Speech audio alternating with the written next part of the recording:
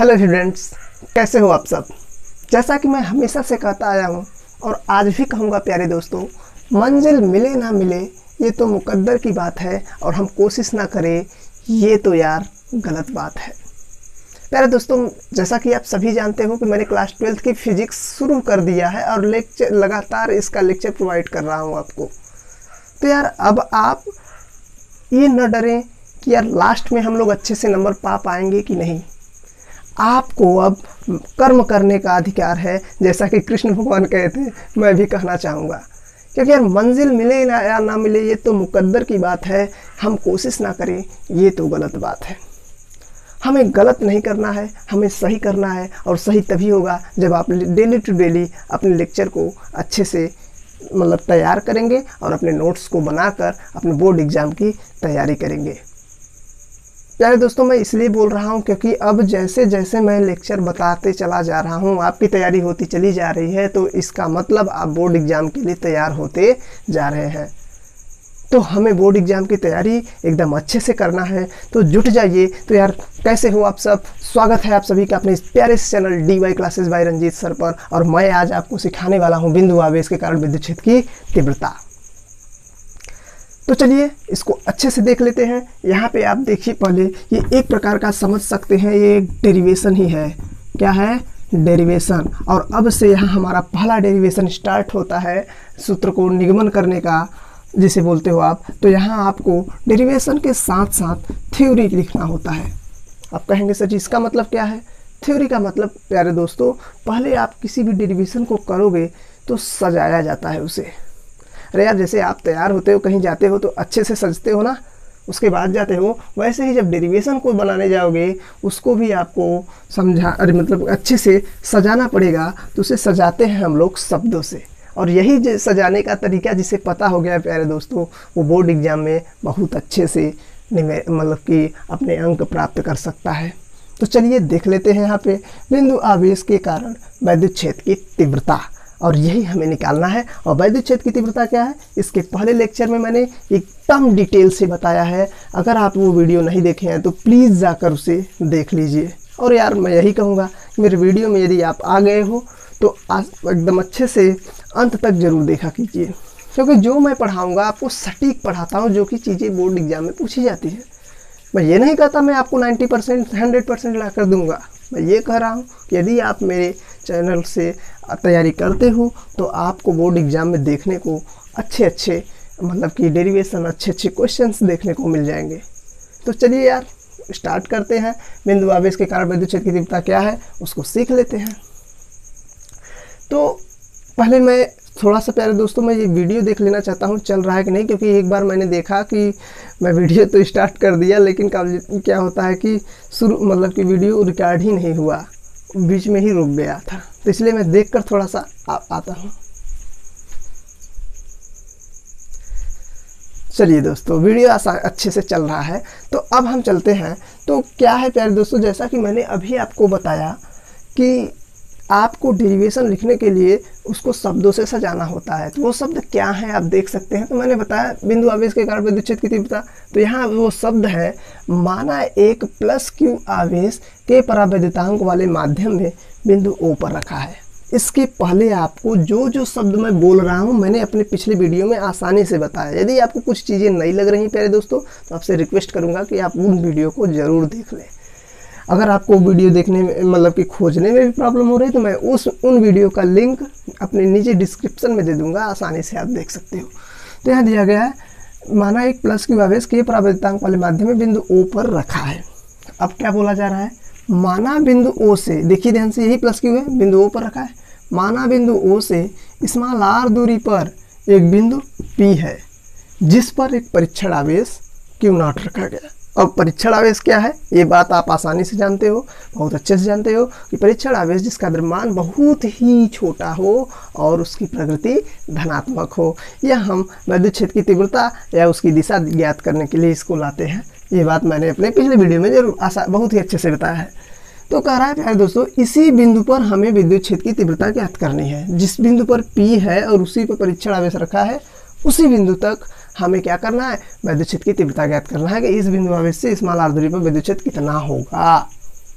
तो चलिए स्टार्ट करते हैं यार। तो यदि आप चित्र से क्या देख पा रहे हो, चित्रानुसार आपको क्या दिखाई दे रहा है प्यारे दोस्तों? चित्रानुसार आपको दिखाई दे रहा है दो ठो आवेश, एक प्लस क्यू एक क्यू नॉट। तो जब प्लस क्यू और क्यू नॉट आपको दिखाई दे रहे हैं दो आवेश, तो क्या हम कूलाम के नियम को लगा सकते हैं क्या? थोड़ा सा ध्यान से देखिए तो, क्योंकि दो बिंदु आवेश के बीच लगने वाला आकर्षण एवं प्रतिकर्षण बल कूलाम का नियम क्या कहता था कि उनके गुणनफल के अनुक्रमानुपाती होता है तथा उनके बीच की दूरी के वर्ग के व्युत्क्रमानुपाती होता है। लेकिन अब तो हम आसानी से कूलाम के नियम का फार्मूला जान गए हैं, तो क्यों इतना बड़ा लंबा लिखने जाए? तो हम लिखेंगे चित्रानुसार कूलाम के नियम से। क्या लिखेंगे? चित्र के अनुसार कूलाम के नियम से। और कूलाम का नियम क्या है प्यारे दोस्तों? ये है हमारा F बराबर 1/4 पाई एप्सिलॉन नॉट इंटू के, क्योंकि परावर्तन के दिया गया है Q इंटू क्यू नॉट बटे आर स्क्वायर। ये बातें आप बहुत ही अच्छे से जानते हो। इसको मैं एक समीकरण एक ले रहा हूँ, और अगर यदि आप इसका दिशा देखना चाहें तो आप ध्यान से देखिए, प्लस है, परीक्षण आवेश की प्रकृति भी प्लस होती है, तो इस बल की दिशा किधर होगी? इधर होगी, क्योंकि एक दूसरे के बीच प्रतिकर्षण होगा। और लगने वाले बल की दिशा दोनों आवेशों को मिलाने वाली रेखा के दिशा में ही होता है। ये बात आप लोग अच्छे से पिछले वीडियो में सीख चुके हो। यार मैं बल ही क्यों निकाला? यदि आपके दिमाग में चल रहा हो सर जी आपने हमें तो लिखना है विद्युत क्षेत्र की तीव्रता, और आपने विद्युत क्षेत्र की तीव्रता को दिखाया है ई से प्रदर्शित करते हैं, तो बल आपने निकाला वाई। क्यों निकाला आपने बल? इसलिए निकाला प्यारे दोस्तों, क्योंकि हम लोगों ने अभी पिछले वीडियो में F/Q0 को पढ़ चुके हैं। अगर हम F निकाल लिए तो F की जगह पे यही चीज़ें फिट कर दें तो हमें कुछ मिल जाएगा। इसीलिए मैंने शुरू में ही बोला था आपसे कि यदि आपको अंडरस्टैंडिंग अच्छे से है तो आप डेरिवेशन को एकदम आसानी से और बहुत ही मक्खन की तरह आप इसको सॉल्व कर सकते हो। तो चलिए यार अब देख लेते हैं आगे। तो बस इतना हो गया है, तो अब लिखेंगे विद्युत क्षेत्र की तीव्रता की परिभाषा से। विद्युत क्षेत्र के तीव्रता की परिभाषा से। अच्छा, परिभाषा हम लोगों ने पढ़ा था, तो उसमें क्या देखा था प्यारे दोस्तों? यही देखा था कि एकांक परीक्षण आवेश पर लगने वाला बल ही विद्युत क्षेत्र की तीव्रता है, यानी E बराबर F/Q0 हम लोगों ने पढ़ा था। अब यहाँ से अगर हम देखना चाहें तो समीकरण 1 में हमें F की कुछ वैल्यू दिखाई दे रही है यार। तो समीकरण 1 से हम F की वैल्यू फिट कर देते हैं यहाँ पे। तो क्या हो जाएगा? E बराबर F की जगह पे रखेंगे 1/4 पाई एप्सिलॉन नॉट के Q0/R स्क्वायर। अब बटे में Q0 है, ये है Q0 से Q0 कट गया प्यारे दोस्तों, बचा यहाँ हमारा 1/4 पाई एप्सिलॉन नॉट के Q/R स्क्वायर। इसे यार मान लेते हैं समीकरण नंबर 2। और जैसा कि आप सभी जानते हो, यदि यह जो आवेश दिया गया है वो के परावैद्युतांक वाले माध्यम में न देकर किस में हो जाए? वायु या निर्वात में स्थित हो। तो लिखेंगे यदि बिंदु आवेश प्लस क्यू निर्वात या वायु में हो, निर्वात या वायु में स्थित हो। अच्छा, जब निर्वात या वायु में स्थित हो जाएगा प्यारे दोस्तों, तो के की वैल्यू क्या हो जाता है? 1 हो जाता है निर्वात या वायु के लिए।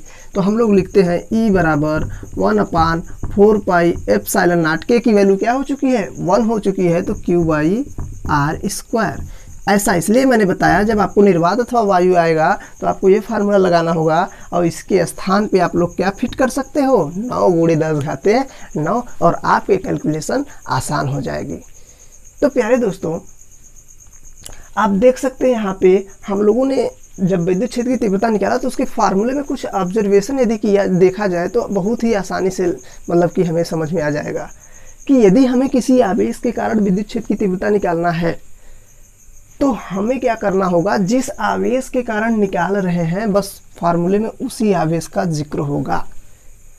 कूलाम के नियम में क्या था कि दो आवेशों को लिया जाता था, यहाँ केवल विद्युत क्षेत्र की तीव्रता में उसी आवेश को लेंगे जिसके कारण आप निकालोगे, यानी एक ही आवेश रखना है यहाँ पे। अब आपको दिमाग में अपने फार्मूले को रट लेना है या रख लेना है क्या कि E बराबर 1/4 पाई एप्सिलॉन नॉट के है तो परावैद्यांक है तो के लगाकर Q/r²। आई होप आपको ये डेरिवेशन अच्छे से समझ में आया होगा प्यारे दोस्तों। मैं एक बार फिर से आपको रिपीट करता हूँ क्योंकि ये फार्मूला बहुत इंपॉर्टेंट है। अभी तक हम चलिए लास्ट में हम क्या करेंगे, एक वीडियो सेपरेट बनाएंगे जिसमें वन शॉट्स रिवीजन करवाएंगे, जिसमें आपको छोटे छोटे पॉइंट्स और क्या होता है प्यारे दोस्तों कि उसमें फार्मूले को सिखा देंगे या आपको उसका अलग से लेक्चर बना देंगे। तो मैं हर एक चैप्टर के अंत में वन शॉट सीरीज लाने का प्रयास करूंगा जिसमें आपको एकदम क्विक रिवीजन जिसे आप बोलते हो वो करवाऊंगा, जिसमें आपको केवल फार्मूले रहेंगे और छोटे छोटे थ्योरी पॉइंट्स रहेंगे जो न्यूमेरिकल में काम आ सके या बोर्ड एग्जाम में काम आ सके। तो यार देख सकते हो यहाँ पे मैंने कुछ नहीं किया है, बस इस फिगर में जो किया गया है उसी को मैंने यहाँ लिखा है। माना एक प्लस Q आवेश के परावैद्यांक वाले माध्यम में बिंदु O पर रखा है। यहाँ मैंने बताया बिंदु O से स्मॉल r दूरी पर एक बिंदु P है जिस पर एक परीक्षण आवेश Q0 रखा गया है और बोला गया है इसी बिंदु पर उस आवेश से यहाँ तक हमें क्या करना है, विद्युत क्षेत्र की तीव्रता ज्ञात करना है। तो हम कैसे ज्ञात करेंगे, तो आपको यहाँ के पहले चित्रानुसार दिखाया गया और आपको कूलाम का नियम लगा दिया गया। जैसे ही हम लोगों ने कूलाम का नियम लगाया, हमें विद्युत क्षेत्र की तीव्रता की परिभाषा अच्छे से पता है, उसी परिभाषा का हम लोग यूज किए तो ये फार्मूला हमें दिख गया। तो समीकरण 1 का यूज करके यार फिजिक्स मतलब कि यहाँ पे F की वैल्यू रख दिया गया। जैसे ही F की वैल्यू रखा गया तो Q0 से Q0 कट गया, हमारा निकल के आ गया। और यहाँ हमने K की जगह पे 1 रखा का क्योंकि निर्वात या वायु हो तो हमें के परावैद्यांक का मान 1 हो जाता है और यहाँ पे मैंने फार्मूला रख लिया। आई होप आपको इतनी चीज़ें समझ में आ गई होगी। तो आप इसका स्क्रीनशॉट लीजिए और मैं आपको अगले नेक्स्ट मतलब कि लाइन को बताता हूँ जो कि इसी से रिलेटेड है प्यारे दोस्तों। सॉरी दोस्तों, थोड़ा सेटअप हिल गया था जिस वजह से पीछे का ईंट दिखने लगा था। तो प्यारे दोस्तों ऐसा है कि आपको भी पता हो जाना चाहिए कि यार हम क्या कैसे सिचुएशन से पढ़ा रहे हैं। आपको हमारे पास अच्छी क्वालिटी नहीं है, फिर भी मैं आपको इतने बेस्ट क्वालिटी देने का प्रयास करता हूं कि आपको जितनी भी मैं लिखता हूं अक्षर सब अच्छे से दिखाई दे। तो यार यदि आपका सपोर्ट रहा तो मैं अपने सेटअप को बहुत ही अच्छे से बनाऊंगा। और आपका सपोर्ट केवल इतना चाहिए प्यारे दोस्तों कि आप मेरे चैनल को ज़्यादा से ज़्यादा सब्सक्राइब मतलब कि शेयर करें और ख़ुद भी सब्सक्राइब करें ताकि आपके मतलब कि द्वारा कुछ सपोर्ट हो सके। और मैं उतना मुझे कुछ नहीं चाहिए प्यारे दोस्तों, क्योंकि अगर आप थोड़ा सा सपोर्ट करेंगे मेरा तो बहुत से सारे बच्चों के पास हमारा ये वीडियो पहुंचेगा, जिस वजह से उनका भी हेल्पफुल होगा। और आपको तो पता है थोड़ा सा हम लोग अच्छे से मतलब व्यूज़ आता है तो अच्छे से हम लोगों का हो जाता है। तो चलिए यार ये तो पर्सनल मामला है, तो हम अपना बात क्यों शेयर करें कि हम कैसे सेटअप में पढ़ाते हैं। आपको केवल मेरा टारगेट है पढ़ाना, तो आप उस पर ध्यान दीजिए। तो यार अब हम लोगों ने इसके पहले जो सीखा उसी के आगे का टॉपिक है विशेष। इसके बारे में हम कुछ देख लेते हैं जो हम लोगों ने अभी तक पढ़ा विद्युत क्षेत्र की तीव्रता के बारे में। तो यहाँ है प्यारे दोस्तों विद्युत क्षेत्र की तीव्रता को E से दिखाते हैं।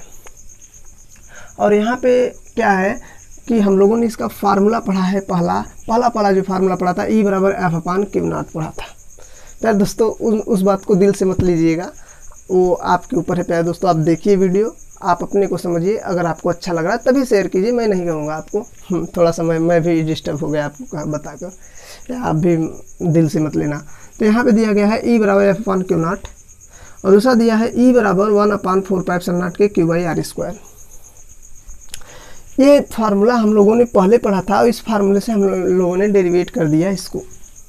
तो इसलिए मैंने आपको दोनों फार्मूला यहाँ पे लिख दिया है। यहाँ बस आपको याद रखने के लिए मैंने लिखा है बस। ये आप कोई ये मत सोचिएगा कुछ नया आ गया क्या।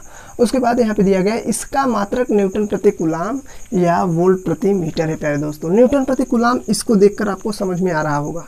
और ये वोल्ट प्रति मीटर कहाँ से हुआ प्यारे दोस्तों, आगे जब आप आओगे तो एक टॉपिक है विभव प्रवणता। तो वहाँ आपको दिखाया जाता है विभव प्रवणता विद्युत क्षेत्र की तीव्रता के बराबर होता है, जिसका फार्मूला आता है E बराबर ΔV/ΔX। जहाँ डेल्टा भी आपका है विभवांतर और डेल्टा एक्स है आपका दूरी, तो वहाँ दिया जाता है वोल्ट प्रति मीटर। तो वहाँ की चीज़ें हैं, तो आगे सीखेंगे। अभी के लिए बस आप इतना जानिए।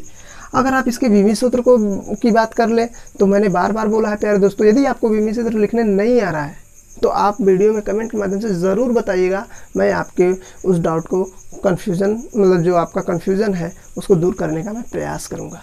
मैं अलग से एक सेपरेट वीडियो बना दूँगा हाउ टू कैलकुलेट डायमेंशन, मतलब किसी भी भौतिक राशि का विमी सूत्र कैसे फाइंड करें, कैसे निकालें।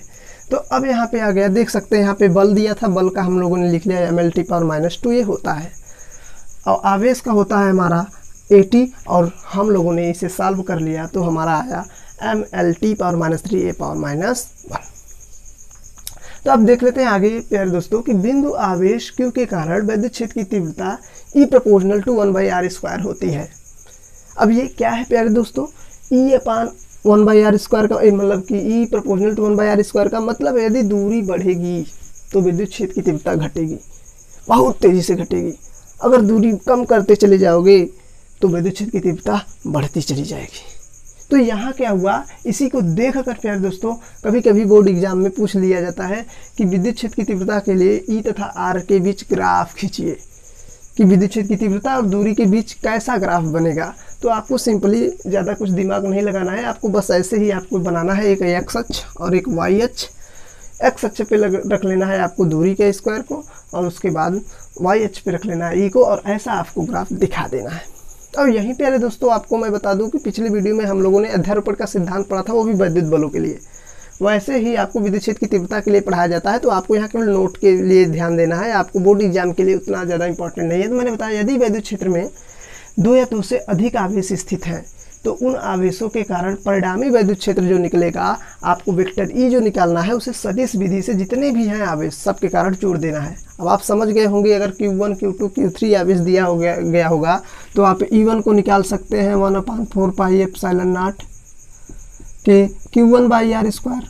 अगर आपको E2 दिया जाएगा, मान लीजिए R1 उन दोनों के बीच का, अब दूसरा दूरी आएगा 1/4πε0 के Q2/r², ऐसे ही Q3/r², ऐसे ही Q4/r²। उसके बाद आपको देखना होगा, दिशा के आधार पर जोड़ देना होगा। तो ये सब अभी हम लोग टिप्पणी नहीं करने वाले हैं, क्योंकि हमें ये बोर्ड एग्जाम में ज़्यादा उतना इंपॉर्टेंट नहीं है बोर्ड एग्जाम की दृष्टि से। फिर भी मैंने आपको बता दिया है, आप चाहोगे तो आप कहेंगे तो मैं आगे इसके डिटेल बता दूंगा। आप वीडियो में कमेंट के माध्यम से प्यारे दोस्तों अपना मत जरूर मतलब कि दिया कीजिए, ताकि मैं आपको जान पाऊँ कि आपको कैसे पढ़ना है। फिर भी मैं अपना पूरा प्रयास करता हूं कि आपको बोर्ड एग्जाम की चीज़ें ही प्रोवाइड किया जाए, जिससे आपको बोर्ड एग्जाम में ज़्यादा सहायता मिले। तो आप इसका स्क्रीनशॉट लीजिए, तब हम आपको ले चलते हैं एक नए टॉपिक पर प्यारे दोस्तों, और वो नया टॉपिक बोर्ड एग्जाम का सबसे महत्वपूर्ण अंग है।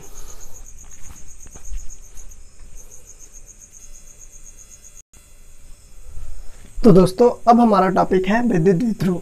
प्यारे दोस्तों ये एक ऐसा टॉपिक है जिससे बोर्ड एग्जाम में ज़्यादा से ज़्यादा क्वेश्चंस पूछे जाते हैं, बहुत बार पूछे जाते हैं विद्युत द्विध्रुव क्या है, या आपसे पूछ लिया जाता है विद्युत द्विध्रुव गुण क्या है, या इससे या इसी का यूज़ करके प्यारे दोस्तों आपको डेरिवेशंस देखने को मिल जाते हैं। तो ये बोर्ड एग्जाम की दृष्टि से बहुत इंपॉर्टेंट टॉपिक है, और एक नया टॉपिक आप बोल सकते हो इसको, बहुत ही इंटरेस्टिंग टॉपिक है। तो चलो यार बात नहीं करते हैं, पहले आपको ये समझा देते हैं क्या है। तो यहाँ दिया गया है विद्युत द्विध्रुव को इलेक्ट्रिक डाइपोल कहते हैं।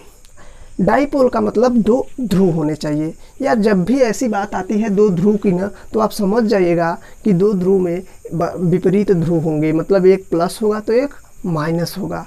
तो यहाँ मैंने आपको दिया कि वह निकाय जिसमें 2 बराबर इक्वल आवेश होने चाहिए, कह रहा है बराबर परंतु विपरीत आवेश, एक दूसरे से अल्प दूरी, और वो अल्प दूरी प्यारे दोस्तों क्या होती है 2l, मैंने ब्रैकेट में लिख दिया है अल्प दूरी 2l पर स्थित होते हैं, उसे विद्युत द्विध्रुव कहते हैं।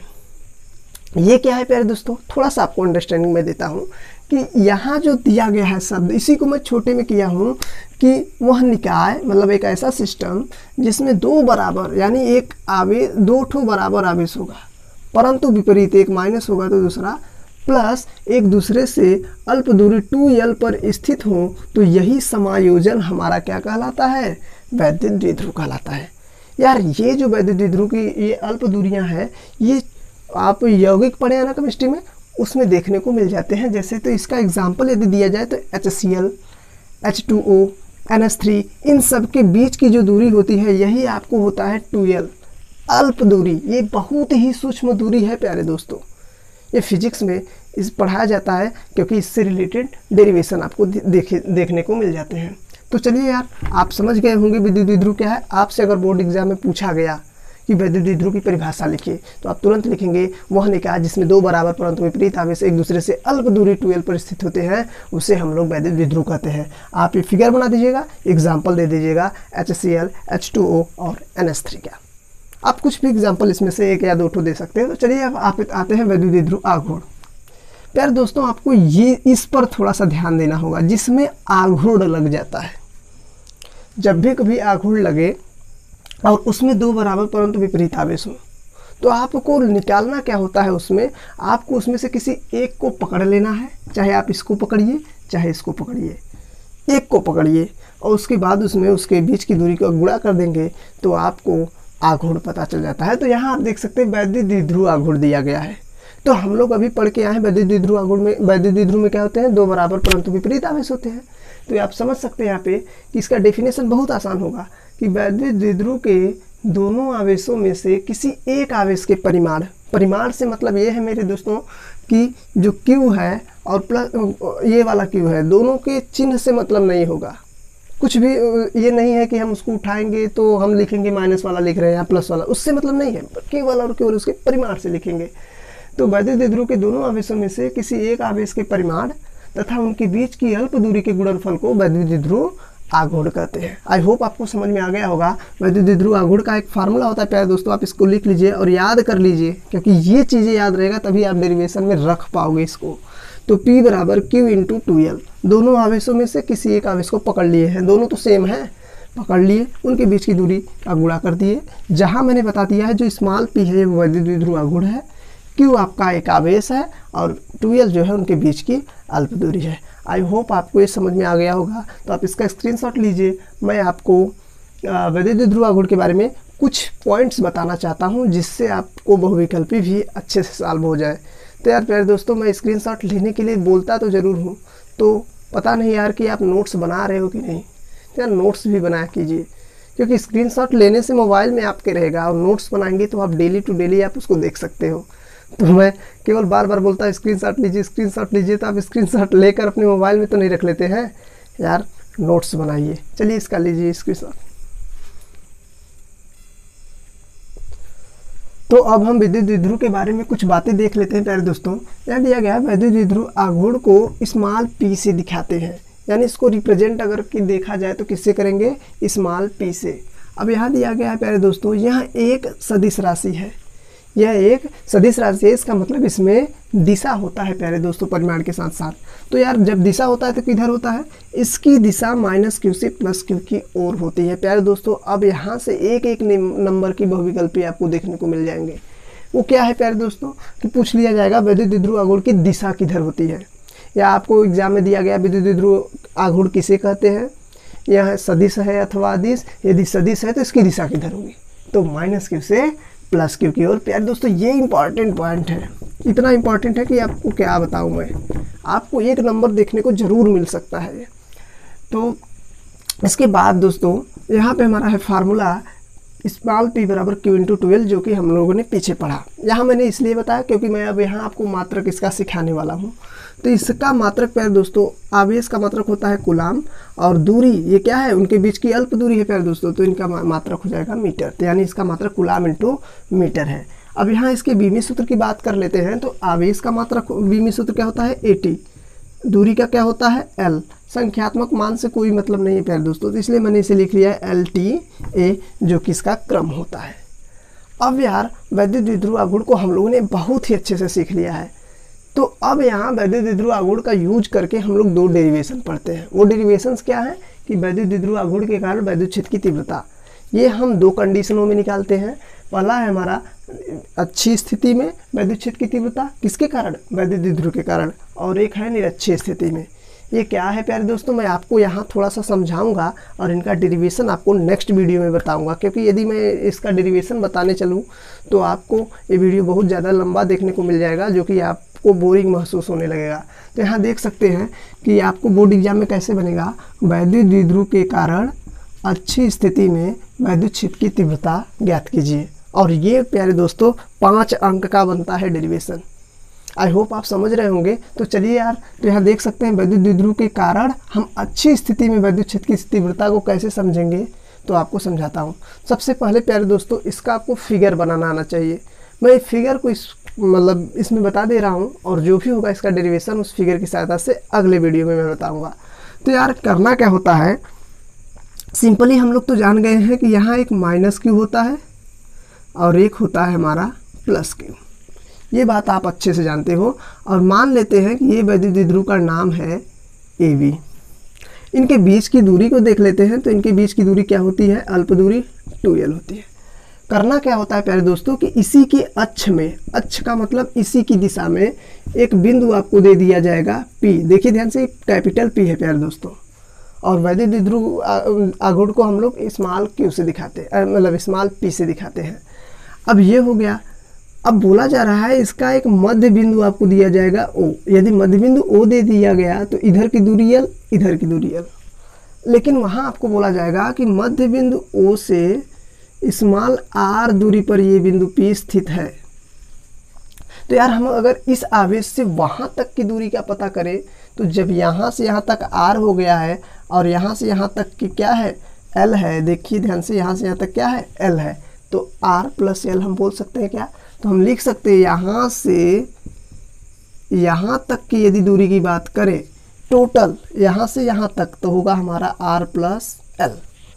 अब बात करते हैं BP की बीच की दूरी। मैं ऐसा इसलिए निकाल रहा हूँ प्यारे दोस्तों, क्योंकि जब आप वैद्युत क्षेत्र की तीव्रता निकालोगे तो जिस आवेश से निकाल रहे हो वहाँ तक की दूरी चाहिए आपको।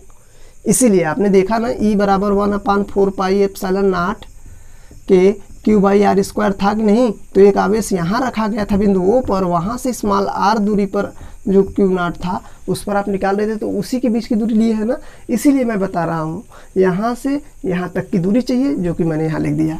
अब बात आती है इस आवेश से यदि निकालेंगे इस पर, तो वहाँ क्या होगा, आप ध्यान से देखिए। तो यहाँ से मैं उस दूरी को डिफाइन कर रहा हूँ यहाँ तक। तो अब क्या लिखे, तो आप देख सकते हैं टोटल का टोटल दूरी कितना है, r। इसमें से यदि हम l निकाल लें तो कितनी दूरी बचेगी, यही दूरी बचेगी, यानी r माइनस l। प्यारे दोस्तों ध्यान से समझिएगा कि यहाँ से यहाँ तक ये टोटल दूरी, यहाँ से लेकर इस बिंदु O से लेकर यहाँ तक की दूरी क्या है, r है। हमें चाहिए बस यहाँ से यहाँ तक, तो इतना तो हटाना पड़ेगा, इतना चीज़। तो इतना चीज़ काटने के लिए क्या करना होगा, पूरी दूरी में से l को घटा देंगे। आई होप आप समझ गए होंगे। ये अक्ष की बात है प्यारे दोस्तों। और जब आप आगे निकालने जाओगे, निरक्षीय स्थिति में क्या होगा, इधर रहेगा, यहाँ पे बिंदु P दे दिया जाएगा, इधर से आपको निकालना पड़ेगा। तो आप देख सकते हैं कि ये तो अक्ष में ही है, उसी की दिशा में, ये बगल है। तो फिलहाल हमें ये पढ़ना है।